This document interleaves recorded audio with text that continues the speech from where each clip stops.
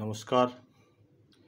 বিজেপির বুথ স্তরের যারা দায়িত্বে আছেন, বুথ সভাপতি, শক্তিকেন্দ্র প্রমুখ, মণ্ডলের কার্যকর্তা, পদাধিকারীগণ, তাদের কাছে আমার একটি বিনীত আবেদন।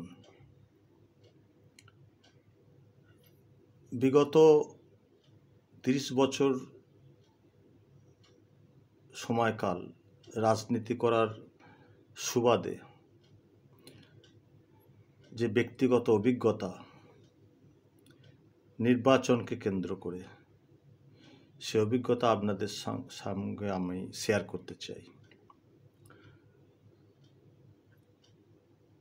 একজন সাধারণ কর্মী থেকে পঞ্চায়েতের বিভিন্ন স্তরের প্রার্থী হিসেবে, বিধানসভার প্রার্থী হিসেবে, বিভিন্ন 8 থেকে 9টি নির্বাচনে সক্রিয়ভাবে অংশগ্রহণকারী হিসাবে, গণনা কেন্দ্রে কাউন্টিং টেবিলের বিভিন্ন দায়িত্ব পালনকারী হিসেবে যে অভিজ্ঞতা, সেই অভিজ্ঞতা আপনাদের সঙ্গে আমি শেয়ার করতে চাই। আসন্ন যে লোকসভা নির্বাচন, তার পরিপ্রেক্ষিতে আমার এই বার্তালাপ। দেখুন,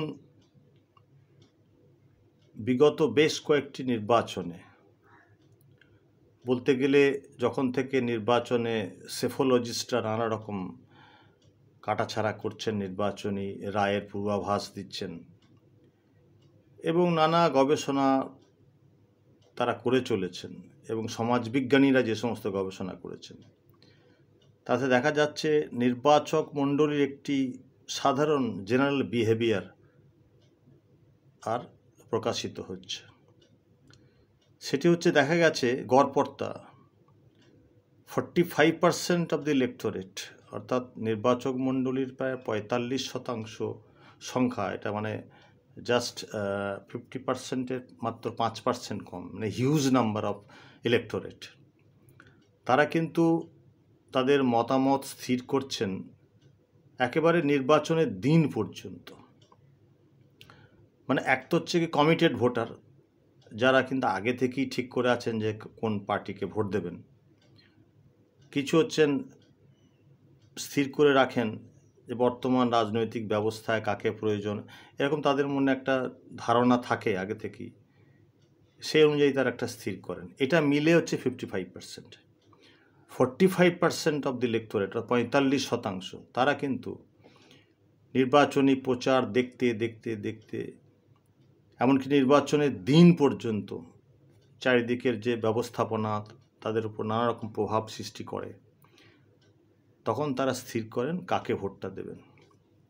স্বাভাবিকভাবেই এই যে 45% ভোটার নির্বাচক মণ্ডলী, এদের কাছে পৌঁছানো কিন্তু একটা বড় চ্যালেঞ্জ।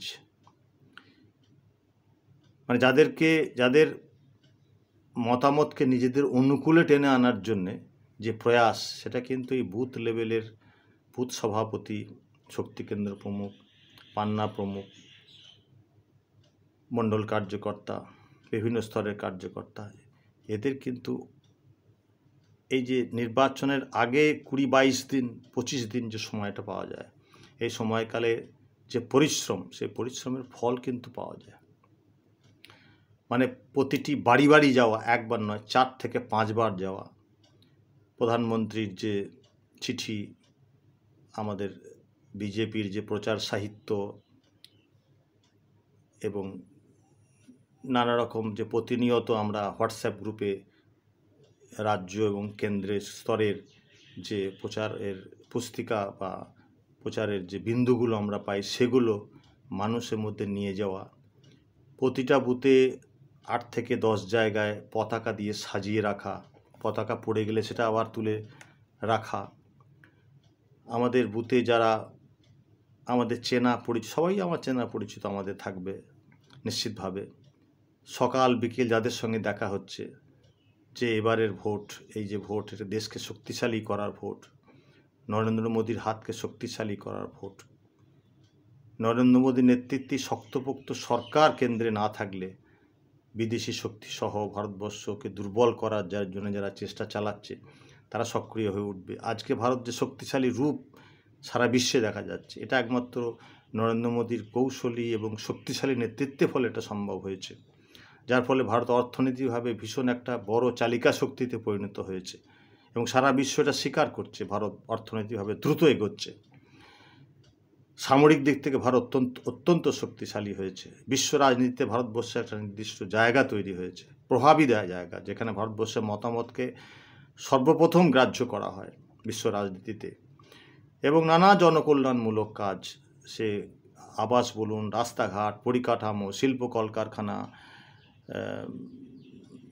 ফ্রি রেশন, চিকিৎসার ব্যবস্থা, কৃষকদেরকে কিষাণ সম্মান নিধি, কৃষকদের নানাবিধ সুখ সুবিধা, মহিলাদের ক্ষমতায়ন করা, নারী শক্তির ক্ষমতায়ন করা, প্রচুর পরিমাণে মুদ্রার যে লোন, সেগুলোর মাধ্যমে ব্যবসায়িক এন্টারপ্রেনারশিপ গড়ে তোলা। অর্থাৎ এক কথায় আর্থিকভাবে, সামরিকভাবে, সাংস্কৃতিকভাবে ভারতকে একটা শক্তিশালী জায়গায় যে নরেন্দ্র মোদী নিয়ে যাচ্ছেন, এটা সম্ভব হচ্ছে একটি সংখ্যাগরিষ্ঠ সরকার এখানে রয়েছে এবং যার নেতা রয়েছেন নরেন্দ্র মোদী। এই বিষয়টিকে বারবার নিজের বন্ধু বান্ধব, কাকা জ্যাঠা, পরিচিত বয়স্ক ব্যক্তি সকলকে প্রতিদিন যা দেখা, হাটে দেখা হচ্ছে, বাজারে দেখা হচ্ছে, পাড়ায় দেখা হচ্ছে, মোড়ে দেখা হচ্ছে, প্রতিদিন 4-5 জন করে বলা, প্রত্যেকের স্মার্টফোন যাদের আছে তাদেরকে ফোন নাম্বার জোগাড় করে নিয়ে তাদের হোয়াটসঅ্যাপে মেসেজ করা। এর মাধ্যমে কী হবে, আপনি যে বুথ সভাপতি, আপনি যে আপনার বুথের যে কমিটির যে লোকজন যারা আছে, কার্যকর্তা, তাদের তো পরিচিতি বাড়বে যে আমরা হচ্ছে বিজেপির লোক, বিজেপির কার্যকর্তা। এখন নিজেকে যদি বুথে বিজেপির কার্যকর্তা হিসেবে প্রতিষ্ঠিত না করতে পারেন তো কবে করবেন? বিজেপি তো ক্ষমতায় আসছে, এ বিষয়ে তো কোনো সন্দেহ নেই, এবং বাংলায় ভীষণভাবে ভালোভাবে একটা জায়গা তৈরি হচ্ছে বিজেপির। এখনও যদি আপনি নিজেকে বিজেপির কার্যকর্তা হিসাবে বুথে নিজেকে পরিচিত করতে না পারেন, কবে করবেন? ক্ষমতা আসার পর তো অনেক লোক এসে যাবে, তখন তো আপনাকে তখন কেউ ডাকবে না। সুতরাং এই যে সময়কাল, আগামী 20-25টা দিন, এই 20-25টা দিন নিজেকে মেলে ধরার, বিজেপি কার্যকর্তা হিসাবে পরিচিত করানোর, এটা একটা সুযোগ, বড় সুযোগ। আর সাথে সাথে প্রতিদিন আপনাকে বা আপনার টিমকে দেখছে এরা বিজেপির লোক, আপনি বিজেপির কথা বলছেন, সকালে বলছেন, বিকেলে বলছেন, পতাকা লাগাচ্ছেন, স্টিকার লাগাচ্ছেন, বাড়ি বাড়ি যাচ্ছেন, সকালে এক রাউন্ড 10-15টা বাড়ি গেলেন, সন্ধ্যের দিকে 10-15টা বাড়ি গেলেন। হ্যাঁ, এর ফলে কি হবে, আর বিজেপির কার্যকর্তা কিন্তু বারবার দেখবে। তাহলে কি হবে, এই যে 45% যার কথা আমি পূর্বে বলেছি, যারা এখনও ঠিক করেননি কাকে ভোট দেবেন, তাদের মনে প্রভাব সৃষ্টি হবে এবং তাদের মধ্যে একটা বড় অংশ বিজেপির প্রতি সহানুভূতিশীল হবেন এবং বিজেপিকে ভোট দেওয়ার জন্য মানসিকতা তার মধ্যে নির্মাণ হবে।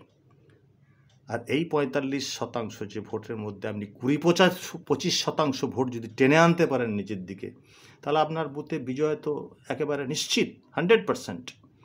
সুতরাং এই যে বিজ্ঞান, এই যে 45% লোক এখনও ঠিক করেননি কী করবেন, এটা সায়েন্টিফিক একটা ইনফরমেশন, কিন্তু গবেষণালব্ধ তথ্য পাওয়া গিয়েছে, এটা এমনি মুখে বলছি না। সুতরাং to reach the 40% people electorate of your booth, it's a challenge. এই চ্যালেঞ্জটাকে গ্রহণ করতে হবে এবং চ্যালেঞ্জটাকে গ্রহণ করে চ্যালেঞ্জটাকে নিয়ে দলকে বিজয়ের পথে নিয়ে যেতে হবে। এটা এখন আমাদের কর্তব্য। আশা করি আমার যে ভাবনা সেটা আপনাদেরকে আমি রাখতে পেরেছি। সকলকে ধন্যবাদ। ভারত মাতা কি জয়।